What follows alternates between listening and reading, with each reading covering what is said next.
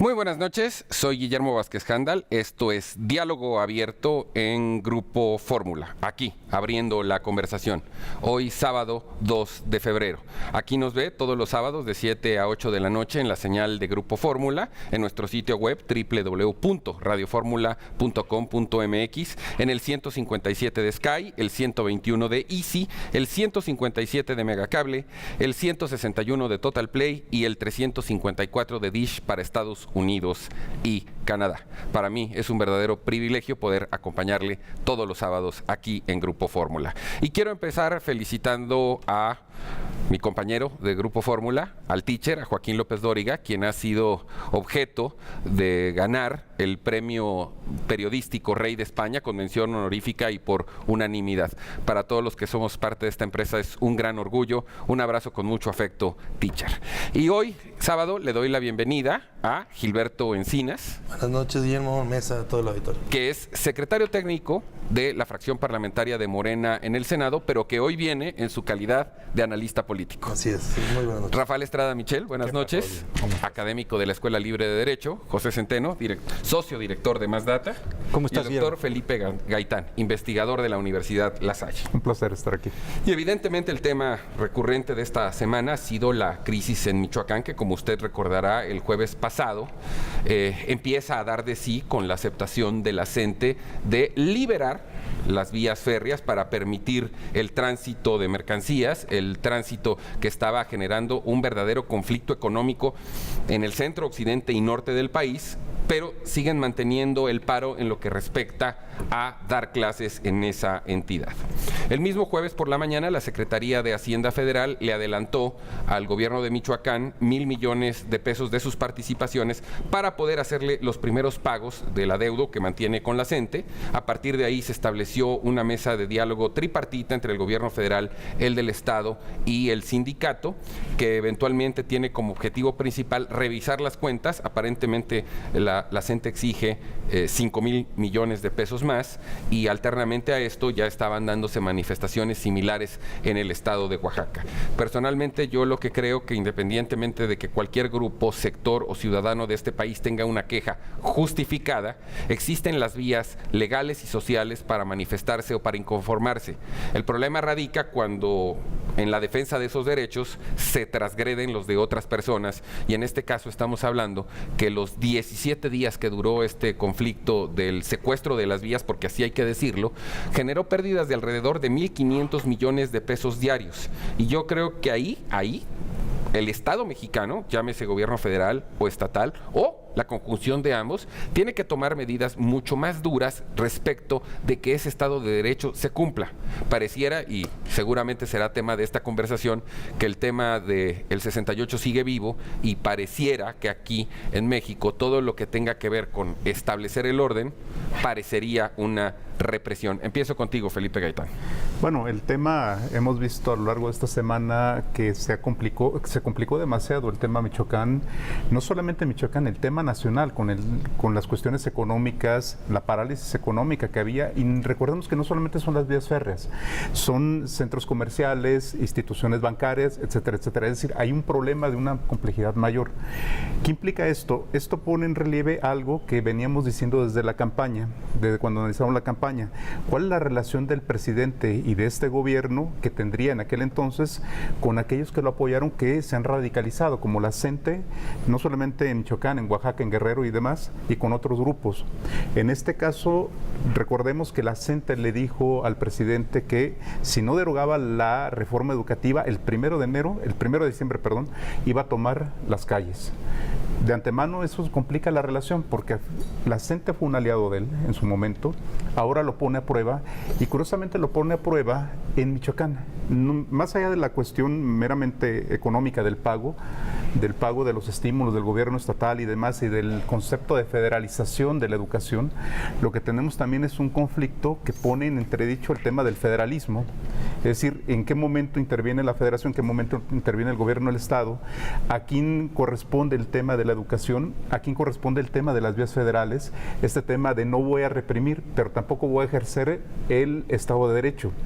Y ahorita, recordando algunas cosas, el Movimiento Democrático Nacional nacional iniciado por Cárdenas empieza en Michoacán. Y uno de los símbolos más importantes de Morena y de la Cuarta Transformación ha sido Lázaro Cárdenas. Michoacán está presente ahí, está presente tanto simbólicamente, políticamente y económicamente, en un estado donde de alguna manera tenemos esta tensión. Por un lado el federalismo, por el otro lado la relación del presidente con sus aliados políticos, que ahora lo ponen. Yo pensaría más en aliados electorales, porque recordemos que él 2 días antes les llamó al orden de manera bastante fuerte, incluso los llamó sindicato charro.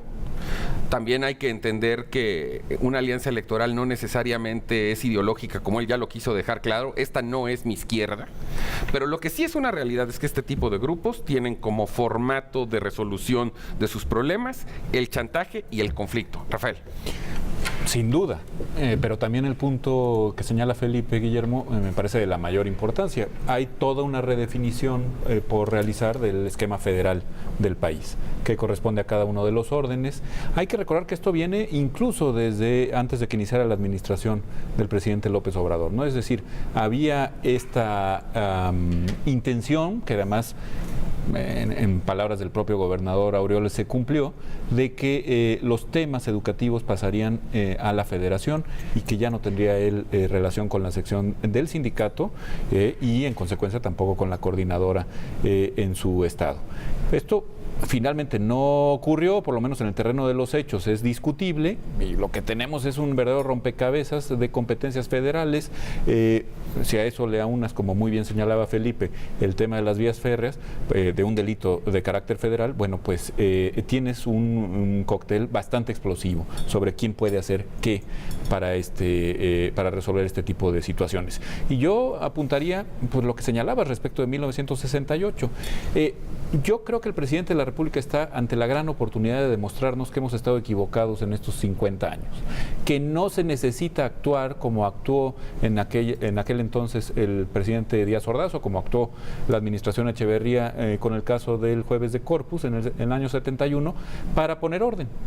Me parece que ahora la buena noticia es que esta semana la táctica disuasiva, todas estas manifestaciones a las que te 1,000 referías, millones de pesos sí sirven para disuadir.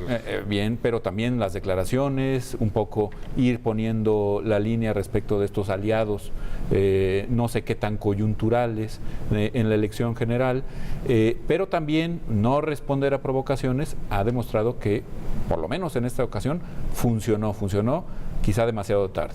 Pero después habrá que tocar el tema de el uso legítimo de la fuerza pública.